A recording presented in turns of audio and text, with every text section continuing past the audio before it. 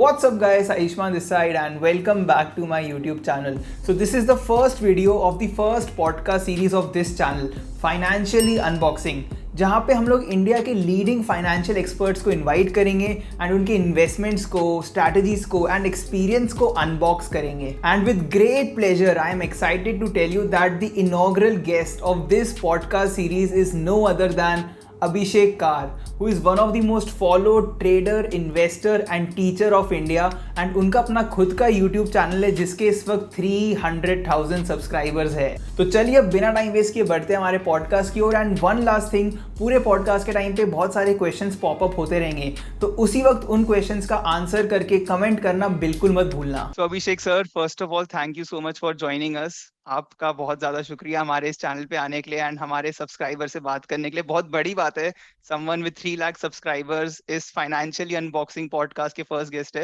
And मैंने सबको आपका एक ब्रीफ इंट्रोडक्शन दे दिया है, बट फिर भी कुछ चुनिंदा लोग जो अभी अभी अपनी जर्नी स्टार्ट कर रहे हैं, जो शायद से आपके बारे में ना जानते हो, अगर आप एक अपना short introduction they they. Okay, thank you so much for inviting me. And इतना कोई बड़ा इंसान नहीं हूँ, छोटा सा साधारण इंसान हूँ. It's just that I also I am not coming from a rich and effluent family. एक छोटे साधारण फैमिली से आता हूँ जहाँ पर कि मेरे माता पिता work from government. A lot of people assume कि गवर्नमेंट मतलब IAS ऑफिसर या कोई नहीं. They are from teachers and research background, जहाँ पर मेरे पिताजी की सैलरी 1500 रुपीज़ होती थी पर मंथ. तो वो भी क्लैरिफाई कर दूँ. But from there the journey has been really exciting since last 11 years formally into stock markets. And काफ़ी सारी चीज़ें उतार चढ़ाव देखी हैं, लॉस भी किए हैं, प्रॉफिट्स भी किए हैं. But thankfully those losses have been learning and profits have been exciting. And currently जैसे कि आप लोग देख ही रहे हैं, so I trade, I invest, I consult a few people. Other than that, जैसे कि आपने बताया, मैं एक यूट्यूब चैनल चला के गिव बैक करने की कोशिश करता हूँ to the society so that they can learn through my various social media platforms. And that's it. So I invest, I trade for my love and passion, and teaching is also another passion. So मैं लोगों को सिखाने की कोशिश करता हूँ. जी जी definitely. And for the subscribers who don't know, मेरी आपने जितनी भी वीडियोस देखी उसका काफी ज्यादा रिसर्च अभिषेक सर की वीडियो से आता है. उनकी वीडियोस देख देख के मैं खुद सीख रहा हूँ, to be honest. So sir, इस वक्त the market is at a all time high right now. अभी अभी निफ्टी ने 17,000 का मार्क क्रॉस किया है. एंड काफी सारे जो यंग इन्वेस्टर्स होते हैं उनके दिमाग में वो होता है कि यार इन्वेस्टमेंट पोर्टफोलियो कैसे बनाए. एंड आपके जैसे जो इस वक्त लीडर्स है या फिर जो मतलब इन्फ्लुएंशियल लोग हैं जिनकी सुनना चाहते हैं, तो आपका इस वक्त इन्वेस्टमेंट पोर्टफोलियो कैसा है, आपके एलोकेशंस कहाँ पर है, अगर आप एक ब्रीफ दे सके इसका. Okay, so to be very honest, when the Nifty last month जब रीच किया था 16,100, 16,200, तो मैंने पब्लिकली ये चीज़ अनाउंस भी कर दी थी on Twitter and every other place कि मैं अपना मैक्सिमम पोर्टफोलियो को चर्न कर रहा हूँ. Churn in the sense I was booking maximum of the direct exposure. तो एट प्रेजेंट डायरेक्ट एक्सपोजर मतलब डायरेक्ट इक्विटीज का एक्सपोजर जो कहते हैं. नाउ सम माइट थिंक कि मैंने क्यों किया, क्योंकि as of now when we are recording Nifty 17,000 पे है, तो ऑब्वियसली सवाल आता है कि भाई आपको फोमो नहीं हो रहा. The reason for booking was not कि आगे क्या होगा मुझे ये नहीं पता या और ऊपर जाएगा, कि एट द एंड अगर मैं उसको होल्ड करता, मार्केट क्रैश भी हो जाता, तो मुझे ये पता है 8-10 साल में तो हर चीज़ ऊपर ही जाती है. बिकॉज जो कॉमन मुहावरा है दैट इंसान हो या फिर मार्केट हो हमेशा ऊपर ही जाता है. तो I was pretty sure about this thing. But the thing is the kind of returns which I got from precisely May 2020 से लेके इस समय पे, वो मेरा रिटर्न एक्सपेक्टेशन था अगले 5 साल का. सो वो जब मेरा एक रियलाइज हो गया, so this is a very important thing which people should understand कि हमेशा अपने प्रॉफिट्स को पेपर प्रॉफिट्स मत बने रहने दो. तो करेंटली जो 3% है, अब मैं इस पर बता देता हूँ कि मेरा एक्सपोजर किस सेक्टर में ज़्यादा है. I am more betting towards अब आगे वाले 8-10 साल का अगर देखो जाए, और मैं डिप्स पे भी खरीदूंगा whenever I get dips और अपॉर्चुनिटी, चाहे वो 6 महीने बाद आए, 8 महीने बाद, साल भर आए. Insurance sector is one particular sector because I feel अभी तक पेनिट्रेशन उतना हुआ नहीं है जितना होना चाहिए. And this is one particular sector जो ज़्यादा लॉस में नहीं जाता है because of the kind of cash they are getting. उनका बिजनेस ही ऐसा बना है, उनका बिजनेस ऐसा.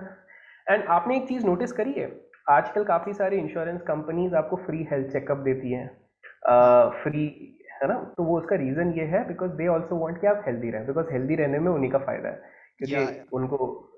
So one is insurance sector. Another one which I'm जिस पे मेरा exposure भी है, I'll just name one company. Disclaimer: please don't just buy it randomly. That is Borosil Renewable. मैं तो 55 के एवरेज, 55-56 के एवरेज से हूँ. It is already 5-6x from there, but I am still positive कि ये और भी जाएगा. उससे मैंने ऑलमोस्ट मेरा बेस कैपिटल फ्री कर दिया था वहां से to make it risk free and all riding. तो मुझे ऐसा लगता है कि renewable sources of energy with pure common sense, because sooner or later everyone has realise, even Mukesh Ambani sir has realise, Gautam Adani sir has realise that coal और ये सारी चीज़ें ज़्यादा दिन नहीं चलेंगी, बिकॉज हमने साइंस में पढ़ा हुआ है decomposition and all those things. तो सब ऑल्टरनेट सोर्सेज ऑफ एनर्जी पे जाएंगे. तो मेरा एक सजेशन रहेगा कि रिन्यूएबल. तो जैसा मैंने कहा कि 3% डायरेक्ट इक्विटी में, तो दैट डजंट मीन कि मैं इक्विटी में सिर्फ 3% हूँ. डायरेक्ट इक्विटी में 3% हूँ. 20% I am invested right from February March 2020. ये मैंने वोकल हूँ, you can go, it's on public domain, Twitter पे भी कहा था. I am into ETFs. ETFs में मैं निफ्टी बीस, बैंक बीस, जूनियर बीस, इनका एक थोड़ा मिक्स करके. एंड दिस इज समथिंग जो बीच में और ज़्यादा एक्सपोजर था, अभी 20 रखा हुआ, और इसको मैं धीरे धीरे करके सिप मोड पे ऐड ही करूंगा, because I personally have faith on India. और इंडिया अगर बढ़ेगा तो ये ETFs पे बढ़ना ही है. ठीक है, तो इसलिए अभी आप देख रहे हो कि काफ़ी सारे लोग बोल रहे हैं कि निफ्टी 17,000 चले गया, बट हमारा स्मॉल कैप पोर्टफोलियो उतना परफॉर्म ही नहीं किया. बट यहीं पर ETF अगर ले लिया होता तो दैट वुड हैव परफॉर्म. सो वो आई एम कंटिन्यू. तो ये 20-23% यहाँ पर हो गया. One more important thing you need to understand that जब आप पोर्टफोलियो बोलते हो, so a lot of people what they think is कि portfolio मतलब सिर्फ equity portfolio. No. Yeah.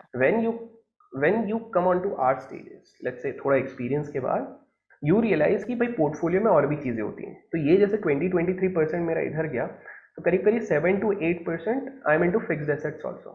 Fixed assets मतलब सिर्फ fixed deposit नहीं होता, bonds, debt funds, इस तरह की चीजें. And this 7% also includes crypto. तो crypto भी इसी में एक part है, उसी चीज पे. उसके अलावा भी मैं मतलब आप डाइवर्सिफिकेशन का एग्जांपल दोगे तो I could set up that example also. For example 15% approximately I am invested into 2 startups also which are not related to stock markets. They are not related to stock markets and fortunately they are making me more money than most of my investments as of now. And I'm not that vocal about this. मैं बताता नहीं हूँ कौन से क्या startup है. And मेरा उसमें वैसा प्लान नहीं है कि वो लिस्टिंग हो गया, IPO हो गया, एंड देन देसी स्टार्टअप्स आप समझ लो, देसी लोग. बिकॉज सी स्टार्टअप का मतलब बस वो नहीं होता कि वो एक VC फंडेड हो और फिर आगे जाए और लिस्टिंग करे. Anyone who is having a good innovative idea. तो these gentleman are working well. In fact one is led by a lady. तो वो एक हो गया. Then in covid I realised, covid के जस्ट जब पैनिक बन गया था तो प्रॉपर्टी प्राइसेस में काफ़ी अच्छा स्लम्प आया था for some time real estates में. And I took that opportunity, learn this card from Radhakishan Damani sir कि जब भी वो होता है ना, परेशानी होती है मार्केट में, तो Radhakishan Damani sir always purchases land at very cheap rate, और वहाँ पर वो डीमार्ट बना देते बाद में. तो मेरे को डीमार्ट तो नहीं बनाना, but I took some good properties, उनका एप्रिसिएशन ऑलरेडी शुरू हो चुका है. So that's a little long term investment. Then other than this अगर बात करें, yes, 25% I keep separate, that is only for trading. Trading में futures, options, equity, swing, cash, ये सारी चीज़ें हो गई हैं. तो ये करीब करीब हमारा 50-60% हो चुका होगा, 80% के आसपास हो गया होगा. बाकी जो बचा हुआ है वो लिक्विड फंड है, एंड लिक्विड फंड हो गया, और इस तरह के, और इंश्योरेंस जो चीज़ें हो गई ये हो गई. So what I've done is, what you would realize is, it's a complete mix of portfolio. It's not just equity. So मैंने ये diversification, because if you look into Ray Dalio, if you look into all these gentlemen, you will realize कि ये लोग भी सिर्फ ऐसा नहीं equity में, they have diversified. कि you don't know ना कल को कौन से किस asset class 10 साल तक perform नहीं किया. You should know Japanese market didn't perform for 20 years. अब सोचो अगर वहीं पे सब equity में रहते हैं, they would have failed miserably. मैं नहीं कह रहा हूँ इंडिया में कभी ऐसा होगा, I am तो very positive about India. But who knows, corona किसी को पता था क्या आएगा? कोरोना आने के बाद किसी को पता था कि 30 साल का सबसे फास्टेस्ट रिकवरी होगा? No one knows these things. तो एज्यूमिंग अनसर्टेनिटीज, ये अभी फिलहाल मेरा मोटा ब्रेकअप है. यप. सो सर, आपने काफी सारी चीजों की बात करी. एक आपने क्रिप्टो करेंसी का इसमें पॉइंट उठाया था, एंड इस वक्त बहुत सारे लोग डिस्कस कर रहे हैं कि इस crypto currency the future, and if it is तो कौन से क्रिप्टो करेंसी से बेट करे. Right now I think there are over 5000 crypto currencies, and you said, if I remember, 8% आपका क्रिप्टो करेंसीज में एलोकेटेड है. So I think you do believe in 100, पूरा 8 नहीं, मतलब फिक्स डिपॉजिट्स, डेट और crypto. तो क्रिप्टो में करीब होगा 4%, 4 to 5% as of now, and there is a high possibility that I might increase in future, but I'll tell you. Yeah, you go ahead with the question, then I'll tell you. Yeah, so which cryptocurrencies are you betting on most right now? कि if we talk about next 5 to 10 years, अगर हम long term के हिसाब से सोचे, तो कौन सा cryptocurrency आपको लग रहा है कि best perform करेगा, जिसमें आप invested हो? ठीक है. Before I answer this thing ना, मैं एक थोड़ा सा इसका वो बता देता हूँ कि क्रिप्टो पे पहले, to be very honest, I was not confident. Why? Because anyone who follows Warren Buffett and Charlie Munger ना, that automatically starts hitting crypto. And आप देखोगे क्रिप्टो में ना, there is no normal view, extreme views होते हैं. या तो they hate it कि भैया क्रिप्टो तो फेक है, फ्रॉड है, ये स्कैम है, या तो they will absolutely go fanatic about it, और crypto is the future. You won't find a midway out there. जैसे इक्विटी पे आपको एक मिडवे मिल जाता है, हाँ ठीक है थोड़ा म्यूचुअल फंड चला, यहाँ पर आपको नहीं मिलेगा. या तो एक्सट्रीम है. वो इसलिए है, why suddenly there was a transformation in my mindset was because I realise कि world is definitely moving towards decentralisation. ये थीम बनेगा आने वाले 10-15 साल में. Even if you are into technology, even if you are into banking system, wherever you are, people are now demanding a lot of decentralization.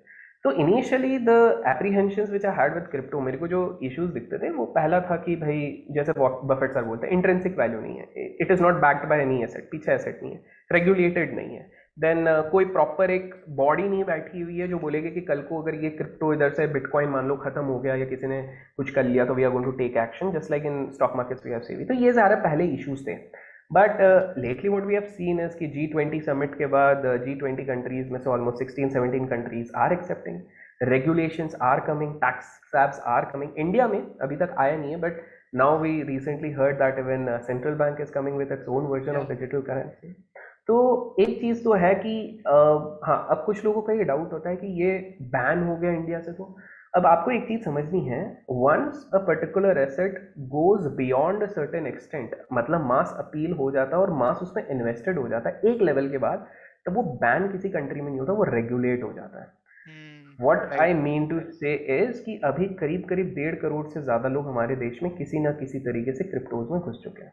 So now it has reached a stage that cryptos cannot be banned. The only thing they can do is regulation. अब ये regulation depend करता है. It could be very strict कि नहीं सीधे 40% इस पर tax लगेगा, that could be a possibility.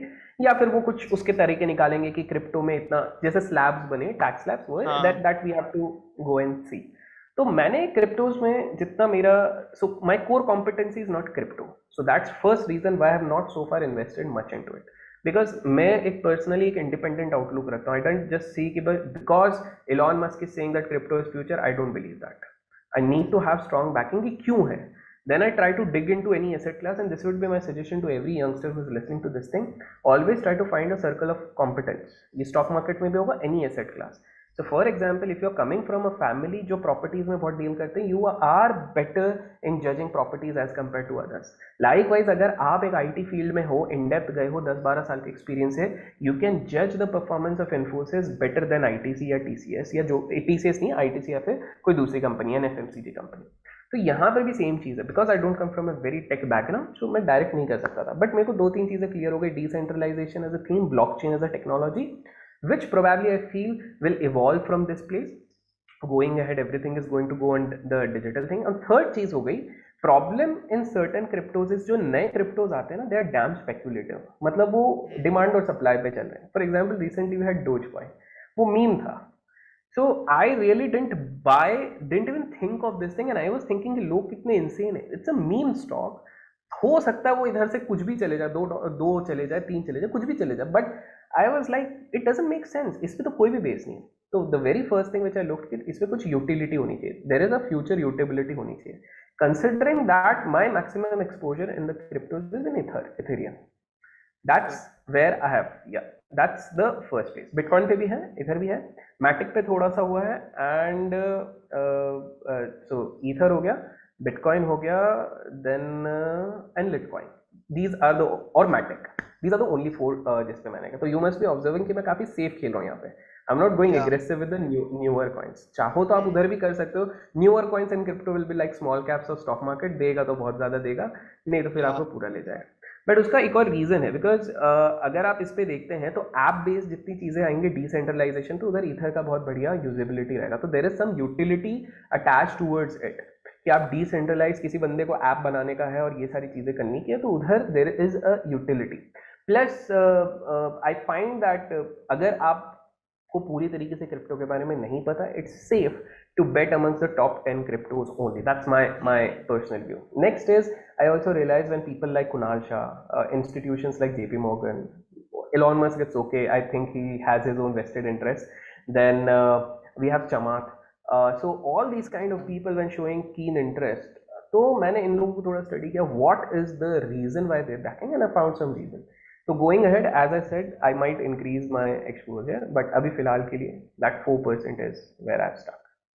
आपकी जर्नी के बारे में बहुत सारे, आपका जो स्टॉक पे 1 मिलियन व्यूज भी रिसेंटली क्रॉस हो गए, अगर आप लोगों ने अभी तक नहीं देखा है डेफिनेटली देखना, काफी ज्यादा इंटरेस्टिंग एंड काफी आई थिंक काफी फ्रैंक था वो जो स्टॉक, एक काफी अच्छी फ्रेंडली वाइब आ रही थी कि कोई एक बड़े भैया जो सिखा रहे हैं। एंड इस वक्त आप इंडिया के बहुत सारे जो ट्रेडर्स है, बिगनर्स है, उनके आप बड़े भैया हो and you are I think one of the most followed traders of India. तो if someone who is in their 20s या कॉलेज में या फिर जो अपनी ट्रेडिंग जर्नी अभी शुरू करने वाला है, उसको आप क्या टिप्स देंगे या फिर वो कैसे एक्सपीरियंस गेन करे, कैसे अपनी बेसिकली ट्रेडिंग जर्नी स्टार्ट करे? तो सबसे पहले तो 3R को अपना फ्रेंड बना लो। तो व्हाट इज दिस 3R? तो first is read. I know हमारी जनरेशन, आने वाली जनरेशन रीडिंग से थोड़ा सा मुखरती है because we are having digital access, तो हमको लगता है, बट यू कैन नॉट, मैं ये नहीं कह रहा हूँ कि आपको किताब ही पढ़नी है।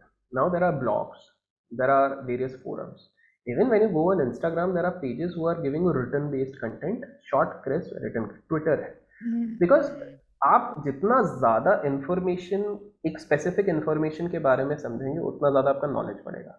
So reading is a very underestimated thing, but in the start, if you really want to prosper, see there is a reason Warren Buffett used to read 300-400 pages a day. मैंने कोशिश करी है but 100 से ज़्यादा नहीं जा पाया तो वो भी बहुत मुश्किल से, so but he used to do this thing and that is reflected into this thing. Mark Cuban reads a lot. Elon Musk ने तो रॉकेट बना दिया था 12 साल 13 साल की उम्र में, रॉकेट का ढांचा and all those things by reading books, game बना दिया था। तो पहली चीज़ है कि रीड हो गई। Second very important is set realistic expectation. The second R is realistic. Thing is, when we are actually looking into the markets from the last 2 years, we think कि 200% बनाना तो बहुत आसान है, हो सकता है आपने बना लिया हो, there is a high possibility, but look into the history ना, कभी ऐसा हुआ है कि हर साल आपने 200% बनाया, 100% बनाया? Second thing is, have you seen index इतना ऊपर गया, but still as I mentioned, मैंने कल के लाइव में लोगों से पूछा था आपका पोर्टफोलियो कितना है, the max I could see was just one guy 120%, rest a lot of in negative, a lot in 40, 30, 50, even those people who invested in March 2020. So my point is, आपको थोड़ा रियलिस्टिक होना पड़ेगा। In long run compounding is what works as a magic. Annually अगर आप 20% हर साल भी बना लेते हो ना, you wouldn't realise 10th year में आपका पैसा कितना ज्यादा बन जाता है। It's just that every year वो आपको कंपाउंड करना है। 20% तो बहुत है। एग्जैक्टली बहुत है, but I am just saying if you find yourself very expert, अरे लोग तो 100% इन अ मंथ की बात करते हैं, मैं तो 20% ईयर की बात कर रहा हूँ, not even saying month. Okay, तो वो एक चीज़ हो गई। तो हमने रीड कर लिया, हमने ये चीज़ कर लिया। हाँ, और एक तीसरा चीज़ है कि you also start recording in the sense, trading की भाषा में हम उसको जर्नलाइजिंग कहते हैं। अपनी मिस्टेक्स लिखिए, क्या गलत हुआ, क्या सही हुआ, how did you learn, because we often over estimate हमारा ह्यूमन माइंड। अभी मैं आपसे पूछता हूँ, फटाफट 1 सेकेंड में बताओ, 7 दिन पहले आपने लंच में क्या किया था?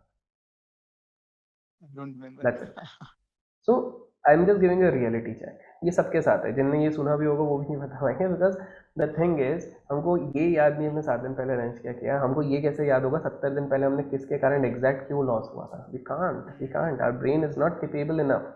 हम आइंस्टाइन भी नहीं कर पाते थे, तो आपको लिखने पड़ेंगे, ताकि आप क्या होगा कि every weekend you just see के अच्छा ये, इवन फॉर इन्वेस्टिंग आपको अपनी मिस्टेक्स लिखनी है। जैसे मुझे I still remember at one point of time I had written this down कि मैंने सुजलॉन में एक मिस्टेक थी, मैं सुजलॉन में एंटर हुआ था। Mistake was not in terms of capital loss, मैंने हार्डली 30-40 पैसा का किया था पर share. It was time loss, मैं 2 साल तक उस पर स्टक था। So that was a big loss for me, because वही पैसा अगर मैं उसी टाइम पे कुछ नहीं तो इंडेक्स फंड या ETF में लगा देता तो वो पैसा मेरा अच्छा बन जाता। I just got stuck. तो आपको ये चीज़ें थोड़ी आपको रिकॉर्ड करनी पड़ेंगी। तो आपने करा, रीड कर लिया, रियलाइज करा, रिकॉर्ड किया, ये सारी चीज़ें आप जब करते हो एंड साथ में आप रियलिस्टिक गोल्स रखते हो, तो दिस इज इंपॉर्टेंट। तो मैं एक स्टेप बाय स्टेप फटाफट एक बता देता हूँ कि what youngsters should do. First thing is don't directly jump into trading, start with investing. Why? Trading is not that easy, I am not saying don't do it, it's not that easy. Investing gives you time to rectify your mistakes, आपके पास समय मिलता है कि आप अपनी गलतियों को सुधार सकते हो। That's number 1। सेकेंड चीज़ है, इफ ट्रेडिंग आप तभी करो जब आपको धीरे धीरे अपना कैपिटल बढ़ाना है। अगर आपके पास पैरेलल इनकम है, बिजनेस है, सारी चीज़ें हैं, तो I think investing, there is nothing which can beat investing in the long run. अगर वेल्थ बनाना है तो इन्वेस्ट करो, अगर इनिशियल पैसा बनाना है तो आप ट्रेडिंग करो। That's the second thing. Third thing is आपने ये चीज़ें कर ली, आप अपने आप को अपडेट करो, नॉलेज गेन करो, और एक चीज़ हमेशा याद रखो, आपको नॉलेज अपग्रेड करनी पड़ेगी। जस्ट लाइक इन टेक्नोलॉजी, कोई भी आजकल टेक्नोलॉजी साल भर में it's going out to the market, right? तो आपको अगर अडॉप्ट नहीं किया, नोकिया ने अडॉप्ट नहीं किया तो उसकी क्या हालत हुई, वी ऑल नो। कोडक ने नहीं किया था, क्या हालत हुई, we all know. Same will happen to you. अगर आपने इन्वेस्टिंग के टाइम पे भी आप 50 साल वाला बेसिक कंसेप्ट आप रखो, वो तो सेम ही रहेगा। ह्यूमन नेचर, फियर और ग्रीड चेंज नहीं होगा, डाउट थ्योरी चेंज नहीं होगा, but you need to upgrade your things. For example, अभी रिसेंटली एक चीज़ हम सीख रहे हैं, we don't know what will go, कि loss making company can also have valuation more than a lot of profit making companies. Zomato is the recent example. कितना टिकेगा ये I don't know. I didn't buy that thing.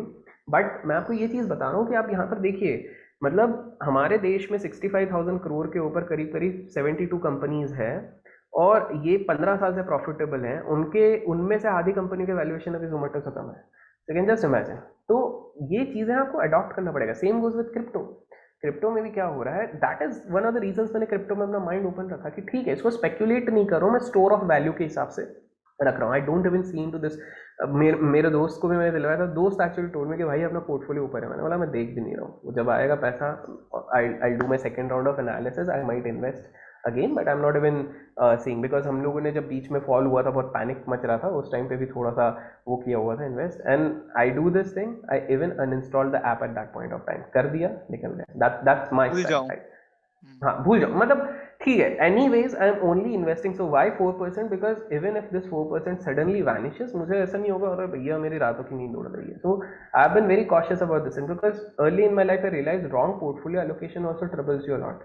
आप देखोगे आपके family में सबसे ज़्यादा टेंशन कम होता है कि हमने, हमारे पुश्तैनी ज़मीन थी, हमने सारा पैसा उसी में लगा दिया होता है, और फिर कोर्ट केस, कोर्ट कचहरी चलता रहता है, और इसलिए स्ट्रेस होता है क्योंकि हमने बाकी सेविंग और फिक्स डिपॉजिट और ये कुछ भी नहीं रखा। तो सेम अप्लाइज ओवर हियर। सब कुछ आप अगर मान लो येस बैंक में लगा के रख देते हो, या आइडिया पे लगा के रख देते हो, DHFL पे लोगों ने अपनी पूरी सेविंग, आई स्टिल रिमेंबर, एक दिन ने 11 लाख रुपए सीधे पूरी DHFL पे लगा दी। What happened? 11 लाख लगाओ या 1 लाख लगाओ या 2 लाख, हुआ वो जीरो। तो यू गॉट टू अंडरस्टैंड। तो ये चीज़ें हैं।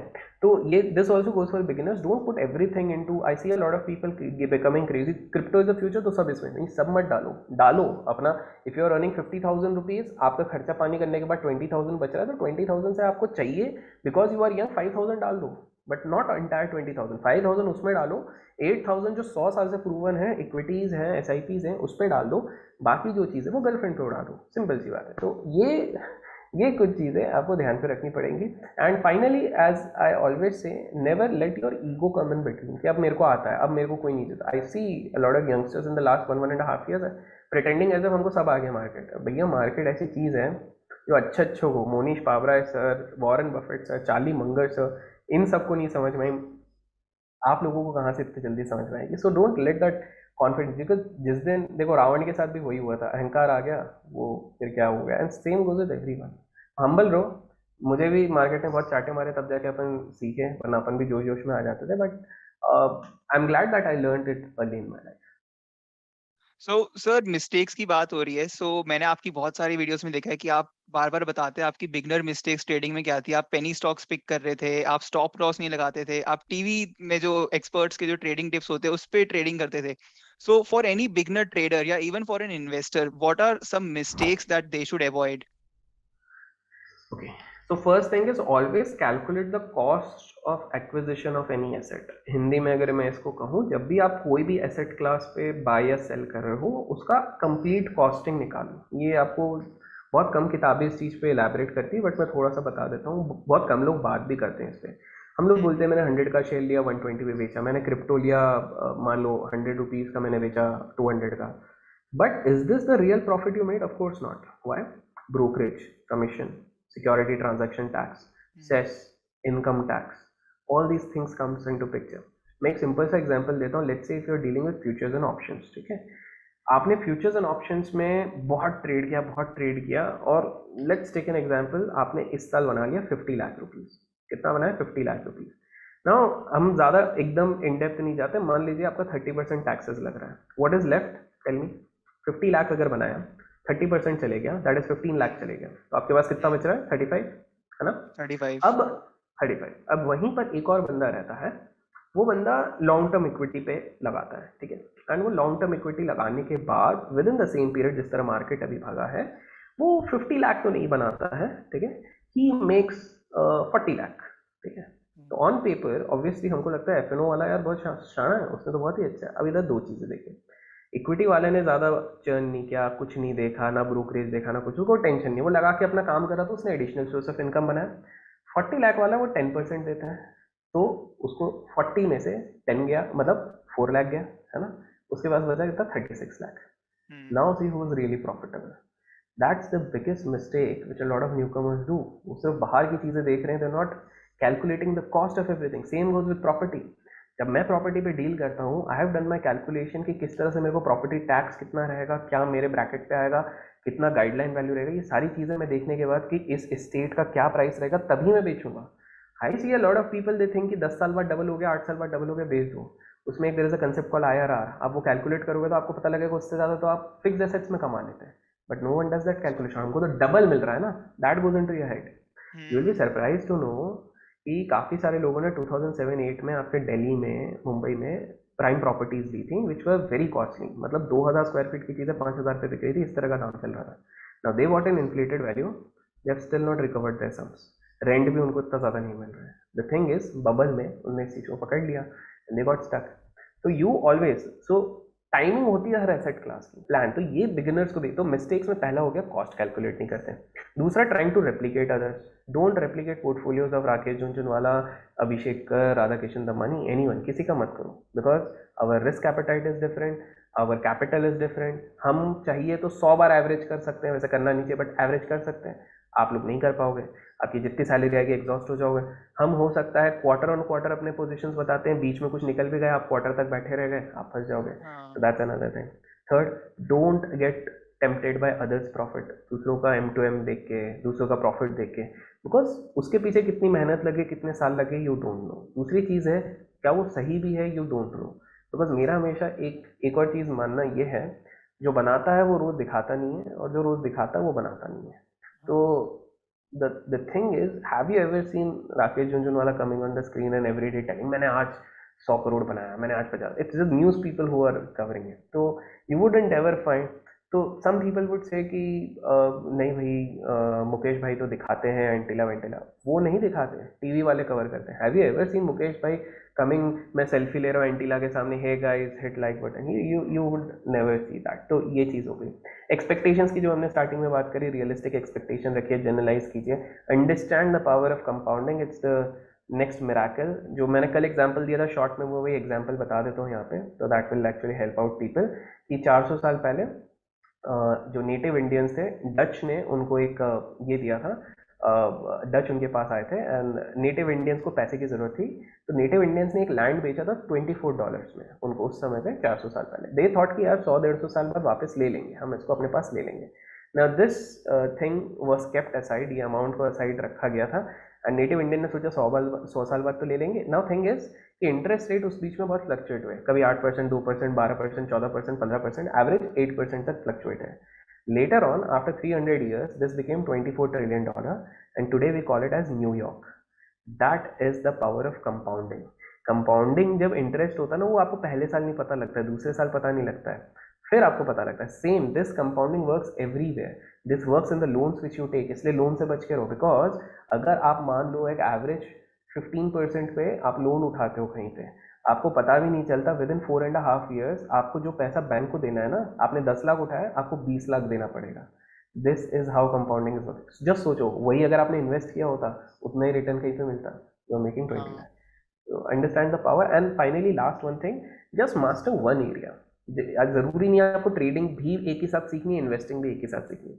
Learn one aspect first. If you are learning trading, learn technical analysis. If you want to go into investing, learn fundamental analysis. Fundamental analysis या common sense will also do. तो आप दोनों में से कोई एक एरिया पकड़ो, उस पर वर्क करो, खिचड़ी मत बनाओ।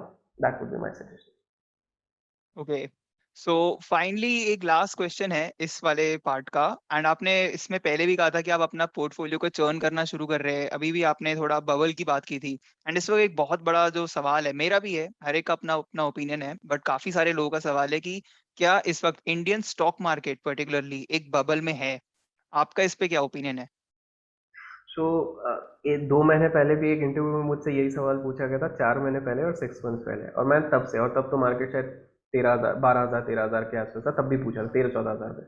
तब भी मैंने ये कहा था कि अभी अभी बबल पे नहीं है। Now this might shock a lot of people, bubble पे नहीं है, because you need to understand the real meaning of bubble.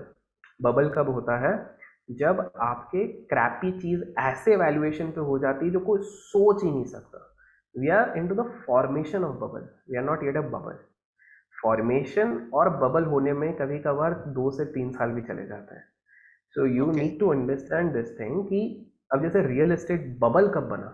Bubble तब बना जब कौड़ियों के भाव, जिसका कोई वैल्यू भी नहीं था प्रॉपर्टी का, जो 1 रुपए की भी नहीं होगी, वो 10 रुपए की हो गई थी। That was exactly when the real bubble started taking place.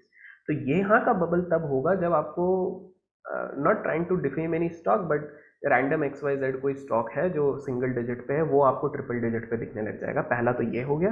दूसरी चीज है, yes the valuations are insane. Valuation मुझे इतना justify, that's why I am just invested 3%। और अभी भी जो मेरा नेक्स्ट ट्रांच होगा जो इन्वेस्टिंग का मेरा चल रहा है, I have just thought of a few things, I have not decided, कभी आगे चल के मैं बताऊंगा अपने चैनल या कभी इधर। तो वहां पर भी I am keeping an I on small cap and mid caps. Now I know a lot of people would think भाई ब्लू चिप क्यों नहीं करना, बिकॉज आई थिंक कि आने वाले टाइम पे जब भी ये डिप आए, क्रैश आए, जो भी आए, जब भी आए, 6 महीने बाद, साल भर बाद, 2 साल बाद, the next leg would start in small cap and mid cap, and of course sector specific, like I said, insurance, renewable sources। तो बबल अभी है नहीं, वैल्यूएशंस इन्फ्लेटेड है, और बबल तब होगा जब, अभी भी देखिए, जैसे यू सेड हम थोड़ा स्केप्टिक है, हम लोग थोड़ा सोच रहे हैं क्या ये सही है। ये जब आपका इमोशंस टर्न होने लग जाएगा ना, नहीं अब मार्केट नहीं करेगा, मार्केट, ये जब सबका हो जाएगा, that is exactly when it's a full stop. तो हम आ रहे अभी हैं सब फिर उस भी स्टेज पे। अभी हाँ, अभी तो भी लोग स्केप्टिक, और कितना ऊपर, तो ये सवाल जब तक नहीं जाएगा। But going ahead what I feel is, if people think कि मार्च 2020 के लेवल आ जाएंगे, मुझे तो नहीं लगता इतने आसानी से। But I was talking to a veteran, वो बोल देंगे उससे भी पैथेटिक लेवल जब भी आएगा, उससे भी पैथेटिक लेवल आ सकता है।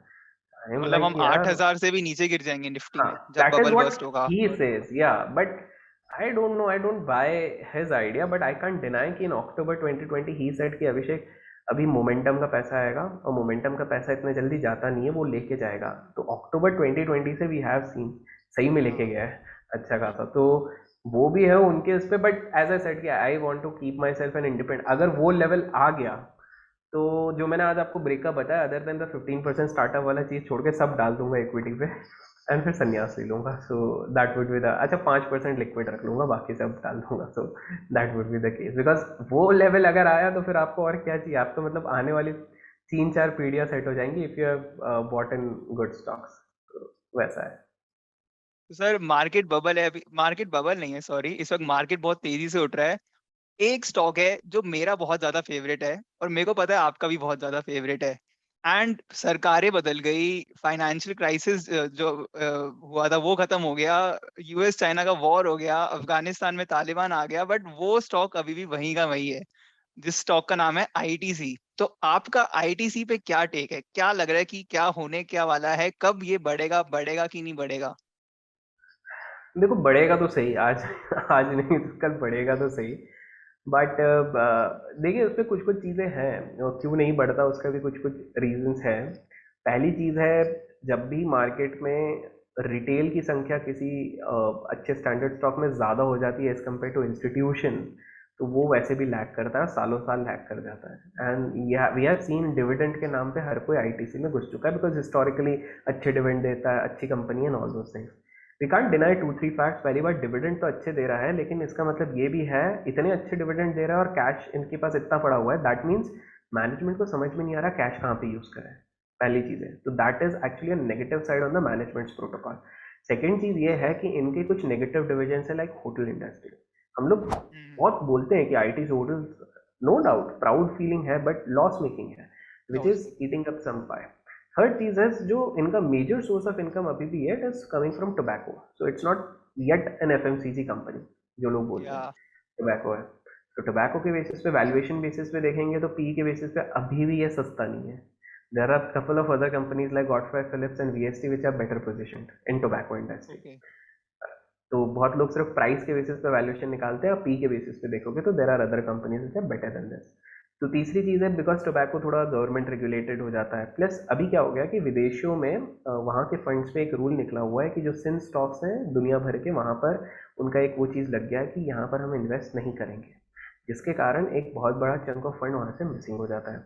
नेक्स्ट चीज़ है, बिकॉज कोई भी बड़ा फंड मैनेजर हमारे देश में भी अपने पैसे को स्टक करके अभी नहीं रखना चाहता, तो वो भी नहीं कर रहे हैं। सौरभ मुखर्जी सर जो इस पे इन्वेस्टेड थे, वो भी निकल गए ऑलमोस्ट आई थिंक सो 6-8 महीने पहले। So going ahead, demerger is what everyone is waiting, लेकिन मैंने ये मार्केट में देखा है जब हर कोई ऐसी चीज़ होती है जिससे हर कोई वेट कर रहा है कि अभी हो अभी, वो तब नहीं होती। जब सब हार मानेंगे तभी होगी, जब सब निकल जाएंगे तब होगी वो चीज़। Going at the stock is not bad, number one, it is having a good mode, good brand. जो सेकंड ये कोशिश कर रहे हैं वो ये कर रहे हैं कि अपना एग्री और एफएमसीजी बिजनेस के परसेंटेज रेशियो बढ़ाने की कोशिश कर रहे हैं, which I can clearly see year on year जब मैं इसको नोटिस करता हूँ। तो ये अब इसका प्लान है कि भाई टोबैको को तो कम तो नहीं कर सकते, उसको उधर रहने दो, लेकिन एफएमसीजी और ये एग्री वाला एरिया ऊपर बढ़ा दें। तो their product line is actually good. आशीर्वाद हो गया वो अच्छा है, आपको उनकी जो नोटबुक्स आती हैं क्लासमेट की वो अच्छी है। So product line is good. Of course, Yepi in taste is not as good as Maggi. So Maggi लोग पसंद करते हैं अभी भी। तो और सनफीस्ट हो गया, ठीक है, काफ़ी ज़्यादा semi rural semi urban areas में चले गए। तो मुझे क्या लगता है कि आने वाले टाइम पे अगर ये अपने एफएमसीजी और एग्री पे जिस पे ये ध्यान दे रहे हैं और डीमर्जर, ये दो चीज़ कॉन्स्टिट्यूंट हो गए तो बहुत अच्छी एक वैल्यू अनलॉकिंग होगी। But no one should invest first 100% into any stock, not just ITC. Second, अगर इन्वेस्ट किए हैं, don't see the prices every day, memes बनाओ, जोक्स बनाओ, मजे लो इस चीज़ के, तो अपन करते ही रहते हैं। बट इसको आप एक नज़रिया बना के चलो कि यार ये मेरा, और उसको ऐसा भी मत सोचो कि मेरा फिक्स डिपॉजिट है। अ लॉट ऑफ पीपल थिंक मेरा फिक्स डिपॉजिट है, डिविडेंड तो आ जाएगा, वो भी मत सोचो। जस्ट थिंक मैंने कुछ एक लिया हुआ है, मैंने एक सामान ले लिया है जो दिवाली की सफाई पे मिलता है वैसा वाला, वो मैंने लेकर रख दिया है। I will see and leave it for 8 to 10 years, because जब भी इसकी वैल्यू अनलॉकिंग होगी there is a high possibility कि ये 1000 के ऊपर भी चले जाएगा। That is my view, I can be wrong, but it has a potential to go beyond. Because देखो, अगर एक फंडामेंटल एनालिसिस का मैं थोड़ा बेसिक पे आपको बता दूं, तो जब भी कैश फ्लो रिच कंपनी होती है तो उसके पास पोटेंशियल रहती है कि मार्केट में जब रिसेशन भी आए ना तो वो अपने इनोवेटिव प्रैक्टिसेस से बच सकती है। ये डेट बेस नहीं है, इस पर डेट नहीं है, दैट इज वन। सेकेंड चीज़ है, डीमर्जर हो गया तो वो और भी अच्छा है। अगर मान लो इन लोगों ने अपना इनका एफएमसीजी वाली चीज़ें और अलग से पिकअप कर लिया, तो एफएमसीजी वाली जो कंपनीज होती है ना, आप देखो चाहे एचयूएल हो, चाहे ब्रिटानिया हो, चाहे कोलपाल हो, चाहे नेस्ले हो, चाहे पीएनजी हो, तो ये सबको एडवांटेज क्या रहता है, कैश फ्लो फ्रॉम ऑपरेशंस अच्छा रहता है, डेट कम रहता है, और इनके पेमेंट्स भी बहुत जल्दी होते हैं। तो इस चक्कर में क्या, ये कंपनीज का ग्रोथ एक अच्छा हो जाता है। तो आईटीसी अभी उस मझधार में कि भाई मैं टोबैको कंपनी हूँ, होटल कंपनी हूँ, कि मैं ये हूँ, तो बहुत ज़्यादा डाइवर्सिफिकेशन के चक्कर में एक इन्वेस्टर, जो बड़ा इन्वेस्टर होता है अरबपति, वो भी सोचता है कि यार मैं इसको क्या सोच के डालूं, अक्कड़ बक्कड़ करके क्या डालूं। तो कॉन्ग्लोमेरेट डिस्काउंट भी लग जाता है यहाँ पे एक। हाँ एग्जैक्टली, तो वो एक थोड़ा सा डिफेंस पे है, but not a bad stock. But please उन लोगों को नहीं लेना चाहिए दोज हुआ लाइक कि 6 महीने में क्या होगा, साल भर में क्या होगा, 2 साल में होगा। हो सकता है ये 3 साल तक भी नहीं चले, you don't know, I don't know, but चलेगा। Have patience. मैंने जो 3% बताया उसमें से 0.5% आईटीसी पे लिया हुआ है out of the 3%, because the reason है इस वैल्यूएशन पे अगर कोई तो भी कंपैरेटिवली ठीक लग रहा है कि ठीक है सब बावले होगा, उसमें कम बावला यही लग रहा है that year. So I had entered initially ITC around 166, exited at 203.5, updated it everywhere. Again I entered around 180 odd levels, I think so 180 190 odd levels, again exited at 211 levels, and now again recently I had entered around 201 या 202 something like that, but अभी मैंने churn के हिसाब से नहीं लिया। Now it's like पड़े रहने तो नॉट नॉट अ अभी बिग पड़ा हुआ है आपका। पड़ा हुआ है, एंड इट्स लाइक ठीक है डिविडेंड तो आएगा, and I am not consider because मैंने इतना बहुत बड़ा अमाउंट भी उस पर ब्लॉक नहीं किया है। बट द थिंग इज कि अभी जिस तरह का माहौल है, मार्केट है, someone is looking for fresh investment, I don't think so ITC is still bad, one can consider. So since you said it's your favorite stock, I don't think so you need to worry about this stock. Worry वाला इसमें कोई scene नहीं है, management is decent. एक अगर vision इनका एक थोड़ा सा और सही हो जाए तो देखो, एक कंपनी होती है जो हमेशा ट्रबल्ड में रहती है, जिसका डेट बहुत ज्यादा है, कैपिटल बहुत है, ये वो कंपनी नहीं है। ये कंपनी ठीक है, अभी वो अपने निर्वाणा में है, चलेगी कुछ टाइम बाद ऐसा। So Abhishek sir, now last part of this podcast एक मैंने काफी स्पेशल सेगमेंट सोचा था, एक फाइनेंशियल रैपिड फायर राउंड, जिसमें मैं आपसे रैपिड फायर तो पता ही होगा सबको, मैं आपसे कुछ क्वेश्चंस पूछूंगा, 10 क्वेश्चंस पूछूंगा एंड आपको इनका जल्दी जो भी सबसे पहले आपके दिमाग में आ रहा है वो आंसर देना है, ठीक है? So ready, let's start. So if you had to put all your investments in only one asset class for the next 10 years, what would it be? Equity. For 10 years, equity. Equity. Trading or investing, what is your favorite? Trading. Trading. Will ITC touch 1000 per share by 2025? Can't say. Rakesh Jhunjhunwala or Radhakishan Damani, who is your favorite? Radhakishan Damani. Okay. Which is the most overrated stock of India? Overrated. This might harm a lot of minds, but it is HDFC Bank. HDFC Bank. It harmed me. Overrated. Okay, yeah, I can understand. It's a good stock, but very overrated. The kind of things people speak. I think till the time Aditya Puri ji was there, the story was different. I don't know what will happen in the next 10 years. Yeah. Fair enough. Which is the most underrated stock of India? ITC. ITC to the moon. One advice you would give to your younger self, a younger Abhishek Kar, on trading. On trading, use stop loss as early as possible. And the final question is, क्या अभी तक आपने youth finance को subscribe किया कि नहीं? अभी तक नहीं किया है, बट इस वीडियो के बाद जरूर कर लेंगे. So guys, अगर आपने भी अभी तक इस चैनल पे सब्सक्राइब नहीं किया है तो सब्सक्राइब करना बिल्कुल मत भूलना. एंड इसी के साथ हम इस पॉडकास्ट के एंड में आ चुके हैं. But once again thank you so much Abhishek sir for being the inaugural guest of this podcast series, and thanks a lot from my side and from everyone on this channel. It was pleasure being a part of this thing and hope to see more associations in future. Definitely, sir. Thank you.